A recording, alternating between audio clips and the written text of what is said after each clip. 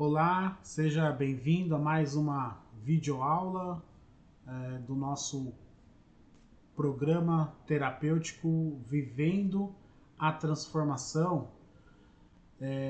Para você que de repente está assistindo essa aula pela primeira vez, meu nome é Lucas, sou psicólogo, faço atendimento na Missão Acrer e nós montamos esse programa Vivendo a Transformação para tratar pessoas que sofrem, né, com uso abusivo, seja de álcool ou outras drogas, né? Para você que já está acostumado, que já assistiu às outras aulas, que já está inserido aí no programa Vivendo a Transformação, vamos caminhar, vamos seguir firmes, né?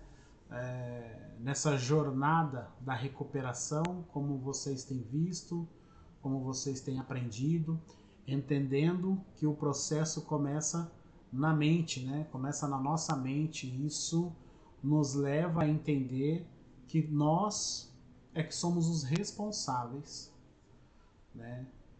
Pelas escolhas da nossa vida ou pelas escolhas na nossa vida.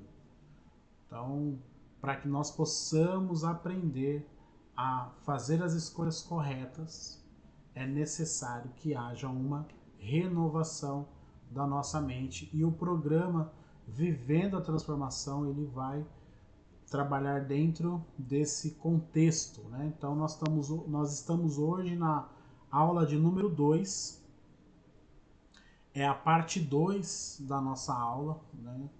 Sobre a dependência, as consequências da dependência química na vida do indivíduo, né? E as implicações na fé cristã. Então, na primeira parte nós vimos sobre a dependência química, as consequências disso na vida. Então, nós procuramos entender ali o que é a dependência química, vimos ali a parte neuronal desse contexto. Vocês viram ali sobre o ciclo, né, da dependência química, que veio falando ali sobre aquilo que nós entendemos como o desenvolvimento da tolerância, depois a abstinência, a fissura. E hoje nós vamos para a aula de número 2, né, onde nós vamos falar aí sobre parte 2, na verdade, né? É a segunda aula, a parte 2, implicações de tudo isso na fé cristã. Antes de nós darmos sequência, deixa eu só confirmar aqui se está tudo ok com os slides, para que possamos então ter sequência. Muito bom. Então, pensando nisso, né? Nós temos trabalhado, né, o texto de Efésios, capítulo 4, do versículo 17 ao 24, que vai dizer o seguinte: assim eu lhes digo, e no Senhor insisto, que não vivam mais como os gentios, que vivem na inutilidade de seus pensamentos. Eles estão obscurecidos no entendimento e separados da vida de Deus por causa da ignorância em que estão, devido ao endurecimento de seu coração. Tendo perdido toda a sensibilidade, eles se entregaram à depravação, cometendo com avidez toda espécie de impureza. Todavia não foi assim que vocês aprenderam de Cristo. De fato, vocês ouviram falar dele, e nele foram ensinados de acordo com a verdade que está em Jesus. Quanto à antiga maneira de viver, vocês foram ensinados a despir-se do velho homem e que se corrompe por desejos enganosos, a serem renovados no modo de pensar e a revestir-se do novo homem, criado para ser semelhante a Deus em justiça e santidade, provenientes da verdade. Então, Efésios capítulo 4, versículo 17 e 24, nós tivemos a oportunidade de ler esse texto na primeira parte, né, da nossa aula, na parte 1, estamos lendo de novo aqui na parte 2, onde nós vamos trabalhar de uma forma mais detalhada agora, versículo por versículo, entendendo e fazendo essa correlação daquilo que a palavra de Deus diz e sobre a nossa vida, sobre o nosso comportamento e de que forma nós podemos aplicar isso na dependência química, tá bom? Então, como um resumo aí da parte 1, o que nós vimos, né? Dentro de um resumo geral, creio que você vai lembrar, nós até vimos essa frase, né? Com o tempo, a substância domina a tomada de decisões e provoca entorpecimento emocional e isolamento espiritual. Entorpecimento espiritual e isolamento espiritual, nós vamos trabalhar muito sobre isso. É muito importante que você esteja com a sua mente aberta para que você possa compreender isso. Já falamos sobre entorpecimento emocional lá atrás, que é aquela apatia, é quando a pessoa fica indiferente, ela perde a sensibilidade nas suas emoções, porque o foco ele é maior para o uso da substância, para o uso da droga. Então a pessoa ela deixa de encontrar prazer, alegria nas relações sociais, ou em qualquer outro tipo de interação, né? E o único lugar que ela consegue achar uma realização é no uso das drogas. Então, esse comportamento vai gerar no indivíduo esse entorpecimento emocional. E o isolamento espiritual, né? Que é aquela sensação, aquela fala, né? Que o indivíduo começa a produzir dizendo que Deus já não se importa mais com ele, de que ele está perdido mesmo, já que Deus não se importa mais com ele, do que vale lutar, do que vale se mover em direção a uma mudança. Mas nós precisamos olhar para essa frase com muito cuidado, né? Ter uma cautela muito grande ao trabalharmos ou ao falarmos pensando nessa frase, né? Porque a frase diz que com o tempo a substância domina a tomada de decisões. De fato isso é verdade, mas nós não podemos deixar de frisar, ou nós não podemos esquecer que a responsabilidade disso é do indivíduo. Então o indivíduo é que se coloca nessa condição de ser subjugado pela droga, de viver na dependência da substância, de ser escravizado pelo uso da droga. É uma decisão do indivíduo. Por que eu digo isso? Porque muitas vezes o indivíduo ele toma uma posição de vitimização. Ele usa a dependência química muitas vezes para se vitimizar, dizendo: eu não consigo, a droga é mais forte do que eu, eu tento e eu não consigo sair, eu não sei o que acontece comigo.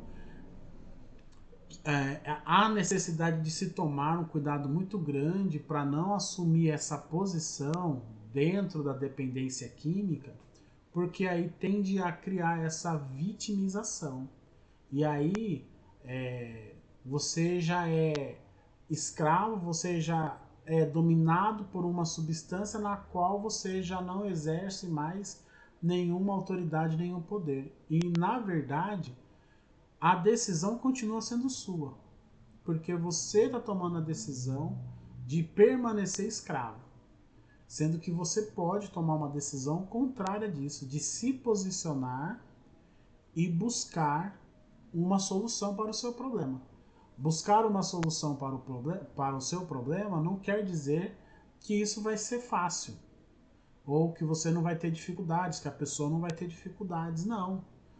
Vai ter os desafios, vai ter as dificuldades, não vai ser um processo fácil, vai precisar ter muito foco, mas ainda assim é você quem precisa tomar essa decisão, né? E não ficar nesse campo da vitimização. Então, quando nós falamos que a substância domina a tomada de decisão do indivíduo, é uma realidade, mas a gente precisa entender que o próprio indivíduo é quem se coloca nessa condição de ser então subjugado pela droga, tá? E aí nós vimos, né, 3 áreas principais do cérebro onde a droga atua, ou três áreas principais do cérebro que são mais atingidos pela droga. Nós vimos a parte do córtex pré-frontal. Então, o córtex pré-frontal, ele é responsável pela tomada de decisão, pelo controle. Então, é essa área do cérebro que vai trazer para nós aquele juízo moral das coisas, daquilo que é certo, daquilo que é errado, né? E com a dependência química, o indivíduo ele vai perdendo esse senso moral, né? Então a droga ela passa a ser a prioridade na vida do indivíduo e todo o restante acaba sendo subjetivo na vida dele, né? Então, se ele tiver que mentir para usar droga, pouco importa. Se ele tiver que abandonar um emprego para usar droga, pouco importa. Se ele vai deixar de pagar as contas em casa, se ele vai deixar de honrar seus compromissos, se ele vai deixar de cuidar dos filhos, cuidar da esposa, obedecer os pais, tudo isso é subjetivo. Veja, o poder de tomada de decisão e o controle vai ficando comprometido, porque o indivíduo já está dependente aí do uso da droga, né? Uma outra área, um outro sistema do cérebro que é atingido é o sistema límbico. Esse sistema ele é responsável pelas emoções. Lembra que nós falamos do entorpecimento emocional? Vai atingir exatamente essa área aí do nosso cérebro, o sistema límbico, onde a pessoa vai ficando mais apática, ela vai perdendo essa sensibilidade, né, o desejo de estar em comunhão com o próximo. Então vai começando a ver aquele isolamento, né? E também o isolamento espiritual. É importante a gente citar isso. A pessoa vai se distanciando de tudo aquilo que é a vontade de Deus para a vida dela. E o outro sistema é a parte do hipocampo, que é responsável pelas memórias, né? Então o indivíduo também ele vai começando a ter dificuldade de registrar, de manter registrado algumas coisas. Começa a ter um esquecimento maior, tanto de memórias recentes quanto de memórias mais antigas, tá? Então esse foi o nosso resumo, um pouco do nosso resumo do que nós já vimos na aula anterior, na parte 1 da aula 2. E agora nós vamos trabalhar mais os versículos, e aí dentro do contexto lá de Efésios capítulo 4, nós temos o versículo 17, e é esse versículo que eu quero trabalhar com vocês hoje, tá? A nossa aula 2 ela não vai ser concluída hoje, porque nós vamos ainda trabalhar os outros versículos, e eu quero trabalhar isso com vocês com muita calma, porque tem bastante informação para ser vista, e é importante que a gente analise, que possamos ver essas informações de uma forma calma, passo a passo, para que a compreensão possa ser mais clara para você que está aí em casa ou está aí na comunidade terapêutica acompanhando esse vídeo, tá bom? Então vamos lá. O texto vai dizer assim, versículo 17 do capítulo 4. Assim eu lhes digo, e no Senhor insisto, que não vivam como os gentios, que vivem na inutilidade do seu pensamento. E aqui nós temos um ponto importante, eu vou dar o destaque aqui para esses pontos. E o primeiro ponto é o apóstolo Paulo aqui, ao escrever essa carta para a igreja ali em Éfeso, isso há mais de 2000 anos atrás, né, ou em torno aí de 2000 anos atrás, ele escreve ali para os cristãos da igreja.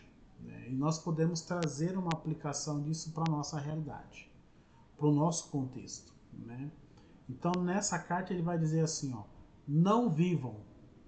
Veja que aqui nós temos um verbo, né, o verbo viver, e ele está no modo imperativo. Então o apóstolo Paulo ele vai dando aqui uma ordem para a igreja: não vivam, não façam, não é assim, não é dessa forma.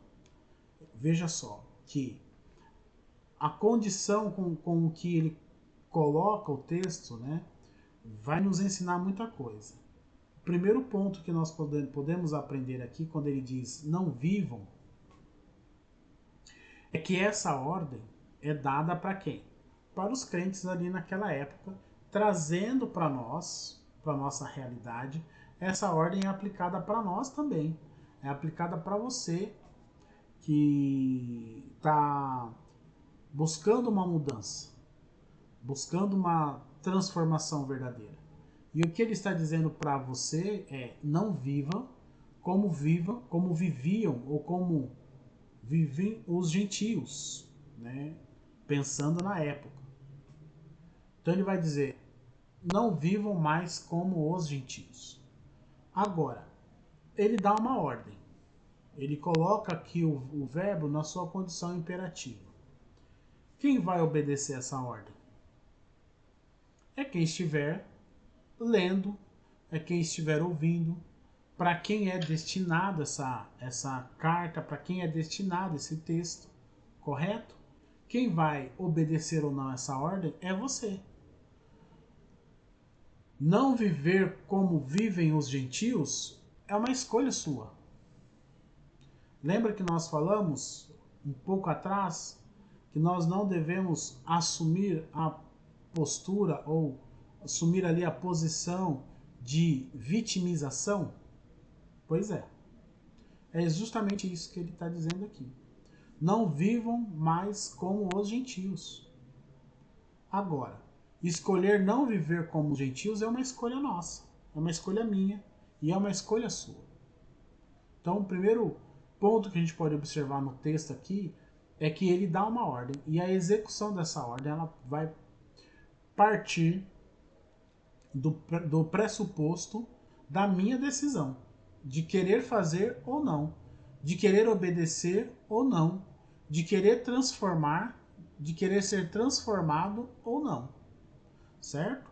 Mas ele vai dizer assim, ó: não vivam mais como vivem os gentios. Nós vamos ver essa palavra gentios mais para frente, mas vamos pensar agora nessa segunda parte, que vivem na inutilidade dos seus pensamentos. E eu gostaria de trazer um destaque aqui para essa inutilidade dos seus pensamentos e o que é isso, o que representa essa inutilidade dos seus pensamentos. A inutilidade dos seus pensamentos, você pode imaginar aí aquele cidadão que ele discute por coisas fúteis, né? Ele vive ali criando situações por coisas que são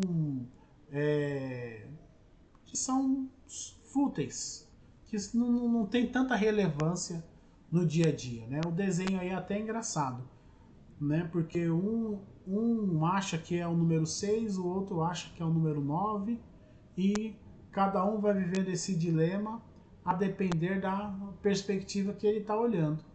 Então, um está olhando de um lado, ele está vendo o número 6, o outro está olhando do outro lado e está vendo o número 9. Eles vão entrar em uma concordância olhando em perspectivas diferentes? Não. E muitas vezes nós agimos também dessa forma, né?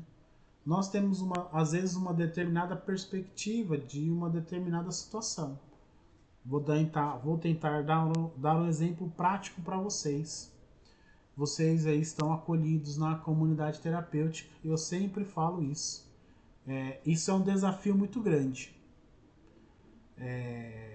Aceitar, se predispor, topar, encarar o desafio de ficar acolhido 6 meses para um tratamento, esse é um desafio muito grande.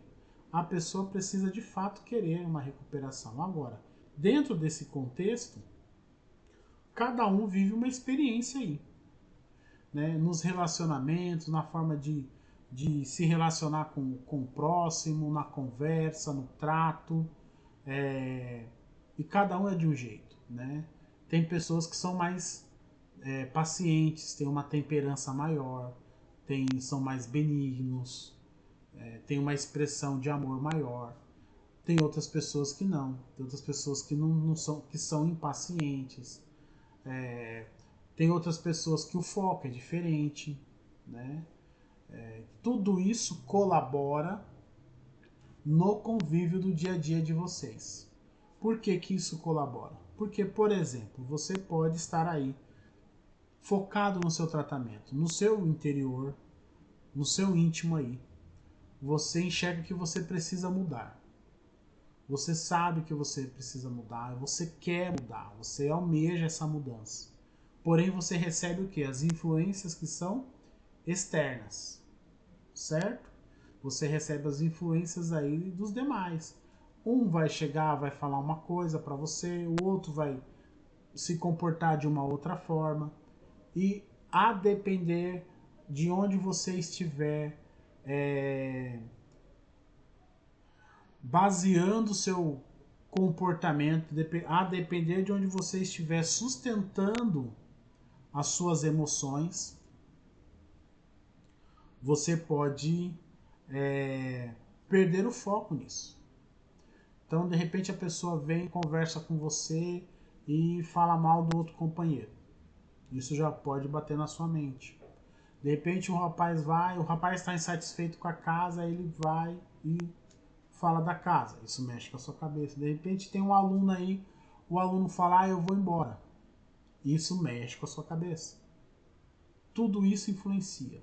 São detalhes pequenos, mas tudo isso influencia, né? Então, é necessário trabalhar para que vocês possam fugir dessa inutilidade dos seus pensamentos, né? Então, essa inutilidade dos pensamentos é o pensamento vazio, é o pensamento sem propósito,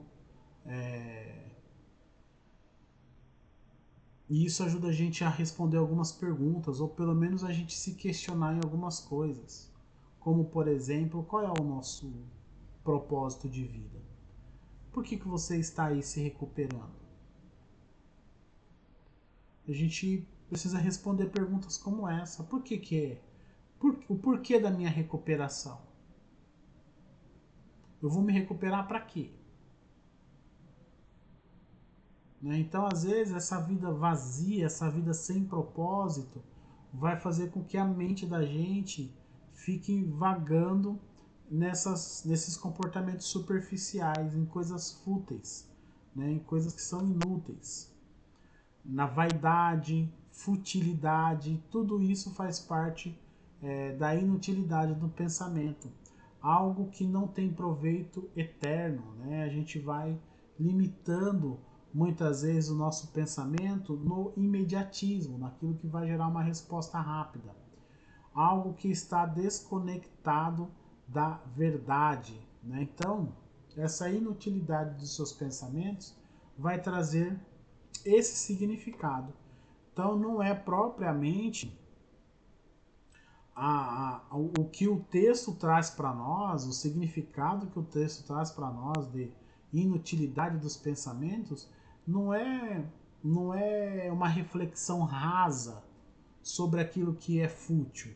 Muito pelo contrário, o texto quer trazer para nós justamente o que? Uma profundidade maior daquilo que é a inutilidade do pensamento. Olha, coloquei essa imagem para a gente poder pensar, né? O cara, ele tá vendo o reflexo dele no espelho, no entanto ele não consegue se enxergar nesse espelho.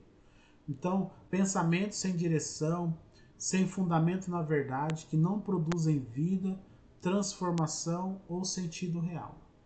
Então, é justamente esse vazio. É justamente a gente não conseguir produzir vida naquilo que nós estamos pensando, né? Então, essa inutilidade dos pensamentos. A gente não produz vida, a gente não vive uma transformação. Tá? E aí nós temos a segunda parte que eu quero ver com vocês, né? Quando ele fala sobre os gentios. O apóstolo Paulo aqui ele vai fazer uma referência aos gentios. Não vivam mais como vivem os gentios, mas quem são esses gentios? Né? Então, para a gente poder contextualizar aqui, os gentios que a Bíblia traz para nós são povos que não conheciam a Deus. E a maneira de pensar deles era baseado nos seus próprios desejos egoístas, eram desconectados da palavra de Deus e os seus pensamentos eram orientados por valores passageiros e ilusórios. Então, baseados em desejos egoístas, desconectados daquilo que era a palavra de Deus e orientado aí por valores passageiros e ilusórios. Essas eram as características dos gentios. Então, quando o apóstolo Paulo está falando não vivam mais como os gentios, ele está fazendo uma referência a esse perfil de pessoa, a esse perfil de personalidade. Agora, dentro do que nós vimos aqui, essas três características, ela tem uma similaridade muito grande com aquilo que é a dependência química, ou melhor, com aquilo que a dependência química gera de comportamento na vida do indivíduo que está entregue ao vício, do indivíduo que está entregue a esse transtorno, vamos assim dizer. Então, veja, o dependente químico ele se baseia nesses desejos egoístas, ou seja, é o que ele é a satisfação dele, ele está olhando para ele. Pouco importa o sofrimento que às vezes ele está causando para a mãe, para o pai, para a esposa, enfim, pouco importa as consequências do ato. O que ele deseja ali naquele momento é o quê? Satisfazer o seu desejo. Então, baseado em desejos egoístas, desconectados da palavra de Deus, né? Então, o dependente químico ele vai viver esse isolamento, ele vai viver distante da palavra, da vontade de Deus, orientado por valores passageiros e ilusórios, né? Então, é aquele comportamento imediatista, né? Então, ele pensa no quê? Ele pensa no prazer imediato que a substância vai provocar para ele. Fica vivendo aquela ilusão de que aquele mundo, de que o mundo se limita só àquilo, né? E não vai criar uma vida sólida, uma vida mais consistente. Então, olha que interessante, né? O apóstolo Paulo vai falar aqui para os gentios, mas quando nós olhamos à luz da Bíblia aquilo que era o comportamento dos gentios, nós encontramos facilmente uma similaridade com aquilo que é a dependência química na vida do indivíduo.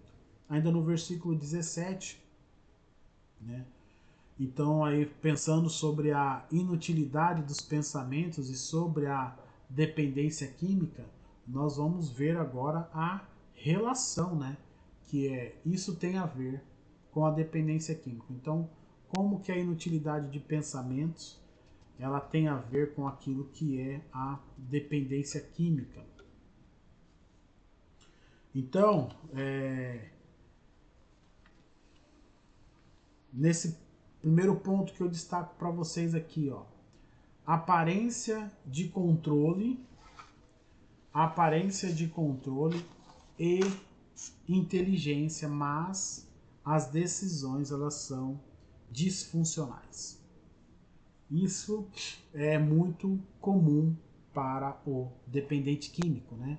Aparentemente, as coisas parecem estar sob controle, né? Eles se acham muitas vezes uma pessoa muito inteligente, muito esperta, né? Às vezes até por conseguir sustentar essa dependência, né? De uma forma camuflada. Mas na verdade ele acaba tomando decisões que são disfuncionais. Mas o que é disfuncional? O que são decisões disfuncionais? Isso tem muito a ver com aquilo que nós falamos de crenças disfuncionais. E o que são crenças disfuncionais? São pensamentos rígidos, mais automáticos e distorcidos que a pessoa tem sobre si mesma, né? Ou ainda sobre os outros ou sobre o mundo. Então essas crenças elas vão influenciar diretamente aquilo que são as emoções e o comportamento do indivíduo, tá? Então, um dependente, ele pode ser alguém funcional. Ele pode ser uma pessoa que trabalha, que estuda, que cuida da família, né? Então ele mantém uma vida social aparentemente em ordem. Mas mantém um padrão secreto de uso de substância. Então sua inteligência ela acaba ficando ofuscada por decisões rígidas, né? por decisões regidas pela compulsão ou auto-engano. Então, as decisões acabam sendo orientadas pela compulsão, pelo desejo, né? Ou ainda pelo auto-engano. Então, o que seria aqui um pensamento inútil? Eu posso parar quando quiser. E o que é a realidade desse pensamento? Ele continua se destruindo silenciosamente.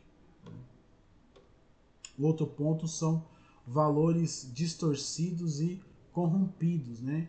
Então, guiados aí por um hedonismo, por um egoísmo, por um orgulho, né? Então, esse hedonismo aí é a busca pelo prazer, né? Pelo próprio prazer. O prazer imediato da droga é priorizado acima de tudo. O hedonismo, a busca incessante pelo prazer, substitui o propósito, o autocuidado, o amor ao próximo e até a fé. Olha só que interessante isso, né? São os valores distorcidos e corrompidos, né? Então a droga ela acaba sendo essa prioridade, né? É o prazer imediato que ela vai oferecer. Então ela se torna o quê? A prioridade acima de tudo. E aí, olha só, quando o indivíduo ele vive nessa pegada, ele substitui esse imediatismo pelo propósito. E viver o propósito não é algo que a gente vai alcançar com o estralar dos dedos. É um processo. A gente precisa entender qual é a vontade de Deus na vida da gente. Depois de entender, aceitar. E depois de aceitar, aí sim você vai viver aquilo que Deus quer para você. Aquilo que Deus tem para você. Mas, para isso é necessário o quê? Uma vida de renúncia. Hoje você tem buscado essa renúncia.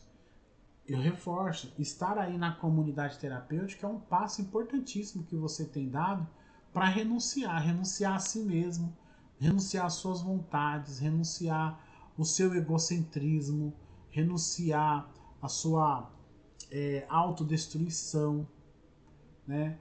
Buscando entender aí qual é esse propósito, né, de Deus para sua vida, tá?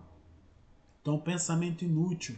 Eu mereço esse prazer, ninguém entende o que eu passo. Né? Então, qual que é a realidade disso? Ele vai comprometendo as relações, vai comprometendo a sua saúde e a sua comunhão com Deus. O terceiro ponto são ciclos repetitivos de sofrimento emocional e espiritual. Vivem em ciclos repetitivos de frustração, culpa, ansiedade e vazio espiritual. Então, o uso de substância traz um alívio momentâneo, mas logo surge o que? A culpa, o arrependimento, o vazio volta de novo, gerando um novo ciclo, e esse ciclo destrutivo vai alimentando a dor espiritual e a dor emocional. Nós usamos muito esse ciclo destrutivo como esquemas mal adaptativos, né? O que são esses esquemas mal adaptativos? E é bom que você entenda isso, porque você vai fazer muitos exercícios sobre crenças disfuncionais e esquemas mal adaptativos para que você possa identificar na sua vida quais têm sido as crenças disfuncionais que muitas vezes você tem alimentado, que está te levando a você sustentar um mau hábito, e quais são esses esquemas mal adaptativos que vai deixando você preso nesse loop, nesse ciclo repetitivo de sofrimento espiritual e emocional. Então, os esquemas mal adaptativos são padrões profundos, né, e estáveis de pensamentos e sentimentos desenvolvidos na fase da adolescência ou na fase da infância, e que geralmente elas vêm como resposta a traumas ou certas negligências que vão se repetindo ao longo da vida, tá? Então nós vamos trabalhar mais sobre esse lance aí dos esquemas mal adaptativos. Então, um pensamento inútil, Deus já me abandonou mesmo, então por que tentar? Já fiz tanta coisa errada na minha vida que Deus já não se importa mais comigo. Deus, eu já vou ser castigado por Deus, então por que eu vou tentar sair dessa? E a realidade disso é o indivíduo ele vai se afastando cada vez mais de uma restauração genuína e da graça de Deus. Então, precisa se atentar para isso também. Desconexão do propósito de Deus para a mente. Isso aqui é um outro ponto bem interessante também para a gente analisar. Desconexão do propósito de Deus para a mente. Estão longe do propósito original de Deus para a mente humana. Qual é o propósito de Deus para a mente humana? Romanos 12, 2. É o nosso texto áureo, né, do programa Vivendo a Transformação. E não vos conformeis com este mundo. Algumas versões vai dizer assim, e não se amoldem aos padrões deste mundo, não se amoldem a este mundo ou a este século, mas transformai-vos pela renovação da vossa mente, para que experimenteis qual seja a boa, agradável e perfeita vontade de Deus. Então, Romanos 12, 2 vai expor para nós qual é o propósito original de Deus para a mente humana. A mente humana precisa passar por essa renovação. E por que a mente humana precisa passar por essa renovação? Porque existe o velho homem, não é isso que nós aprendemos? Precisamos deixar as coisas velhas lá para trás, precisamos deixar este velho homem lá para trás e nos revestirmos do quê? Do novo homem. Agora, esse novo homem é com essa mente renovada, é com essa mente transformada, agora transformada pelo poder de Cristo, para que possamos viver de acordo com aquilo que é a vontade de Deus. Então, veja, a inutilidade dos seus pensamentos vai provocar essa desconexão com aquilo que é o propósito de Deus para a sua mente. Né? Então, a mente de um dependente químico sob efeito da substância perde a clareza espiritual, o discernimento moral e o propósito. Ele já não pensa mais em servir, amar ou se desenvolver, mas apenas em sobreviver ao próximo dia. Não é assim? Todos esses valores, né, que vai fazer uma referência para o mundo espiritual, para a eternidade, aquilo que são os valores morais, lembra? Atinge o córtex pré-frontal, a gente vai perdendo o propósito da vida, né? Então a pessoa deixa de pensar em servir ao próximo, em se doar para o próximo, em amar o próximo, ou se desenvolver como pessoa, como ser humano. E a única coisa que passa na mente dela é o próximo dia, que vai ser mais um dia de uso, vai ser mais um dia, né, no uso das drogas. Né? Então o pensamento inútil, qual que é o pensamento inútil aqui? Não tem mais jeito para mim. Né? E a realidade disso? Há jeito sim, mas a mente precisa ser renovada. Lembra lá Romanos 12, 2? E ser submetida à verdade. Que verdade é essa? A verdade de Deus. A verdade de Cristo Jesus. Certo? Então, o dependente químico ele tem essa relação direta com aquilo que são as crenças disfuncionais e os esquemas mal adaptativos, tá? Nós vamos trabalhar muito sobre isso. Vocês vão fazer exercícios para conseguir identificar na vida de vocês aquilo que são crenças disfuncionais e aquilo que são esquemas mal adaptativos, para que a gente possa mudar isso. À medida que você for identificando isso na sua vida, você vai conseguir fazer uma leitura. Lembra lá do espelho que nós vimos? É como se você fizesse essa projeção no espelho, se vendo diante de você aquilo que necessita ser mudado, aquilo que necessita ser alterado. Né? Então nós vamos aqui já caminhando para a nossa conclusão da nossa aula, da nossa parte 2 da nossa aula, né? E aqui nós temos, então, fiz um organograma para que você possa entender um pouco esse caminho, né? Essa rota, essa trajetória dessa transformação, dessa mudança mental que precisa ocorrer para que nós possamos parar, para que a gente possa parar de ter esse pensamento inútil, sair dessa inutilidade de pensamentos, para começarmos então a viver de uma maneira diferente com a nossa mente renovada, né? Então, o primeiro ponto aí é a Bíblia, né? A palavra de Deus sendo a nossa bússola, sendo o nosso norte. A gente podendo aprender na palavra de Deus o que? A renovação da nossa mente, aquilo que Deus de fato quer para nós. Renovarmos a nossa mente, está lá em Romanos 12:2. E à medida que nós vamos caminhando em direção a essa renovação da mente, nós vamos nos despojando do velho homem. Efésios 4:22.